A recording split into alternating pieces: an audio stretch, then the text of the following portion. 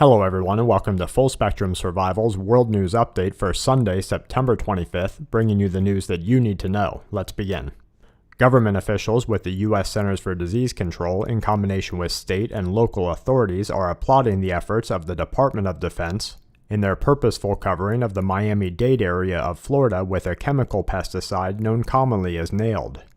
The pesticide, more accurately known by its actual patented name dibrom, is an organophosphate cholinesterase inhibitor that is capable of promoting the termination of impulse transmission by rapid hydrolysis of the neurotransmitter acetylcholine in numerous cholinergic pathways in the central and peripheral nervous systems, effectively shutting down parts of the host nervous system in an effect that often leads to burns, aspiration pneumonia in exposed humans, and other non-reversible symptoms of contamination. From the jacket of the product, we see a disclaimer of hazards provided with its use, in which the manufacturer warns that this product is toxic to fish, aquatic invertebrates, and wildlife, where they continue to acknowledge that runoff from treated areas or the deposition of spray droplets into a large body of water may be hazardous to local fish and other wildlife invertebrates.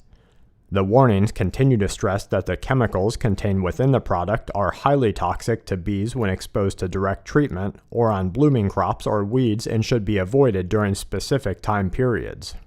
The chemical jacket goes on to provide species-wide contamination directions, including the removal of all clothing contaminated with the product, the immediate contact of poison control centers for cholinesterase inhibitor treatment options, and the use of atropine, a byproduct of the deadly nightshade plant species, and the same medication used to reverse some of the damage caused by nerve gas agents such as sarin gas. While authorities are continuing to approve the inundation of dangerous chemical applications such as these into our environment, researchers are warning not just of the dangers to pollinating insect species that will be further wiped out by the mere use of these pesticides, but of the dangers that the chemicals represent to the entire human food chain as deadly combinations of organophosphates enter into bodies of water and animals throughout the farmlands of America and the entire world, starting into motion an environmental disaster that could shatter the availability of safe food to eat, forcing millions to grow their own food or ingest chemicals capable of killing human beings in ever-growing doses used around the world.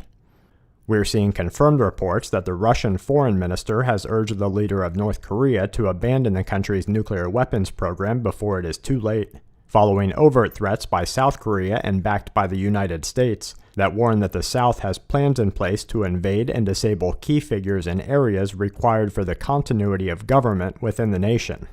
A recent study performed by virologists and scientists with the Food and Agriculture Organization displays the likelihood of the introduction of H5N1, a highly pathogenic subtype of the avian influenza virus, from recently infected countries such as Lebanon and Iraq to other nations within the Middle East as well as their neighboring territories, in an in-depth look at the state of pathogen exposure that proves the world is merely teetering on the edge, waiting for the eventuality of a novel form of a virus to come into existence that is truly capable of clearing entire swaths of humans from the earth, as an apocalyptic series of diseases are created both within the lab setting and through natural mutation within the earth. And to wrap things up, the government is threatening to cull hundreds of thousands of reindeer in an attempt to control grazing ground and mammalian exposure to anthrax and smallpox spores that researchers warn will be unleashed in record amounts in the near future. Residents have been forced to evacuate their homes near Cedar Rapids in Iowa due to flooding, with local officials yielding to the National Guard to enforce a curfew throughout the night. And a series of increasingly strong earthquakes have been witnessed in Fiji, Tonga, and Chile, marking areas to watch for strong future quakes in today's Quake Watch. And that wraps up this episode of the World News Update. Check back tomorrow for more news that the aware need the most. This week's World News Update is brought to us by you, the viewer. Join us as a member on Patreon and help us grow while gaining access to exclusive content only available to Patreon subscribers. Visit patreon.com/fullspectrumsurvival and see if you can help by showing your support today.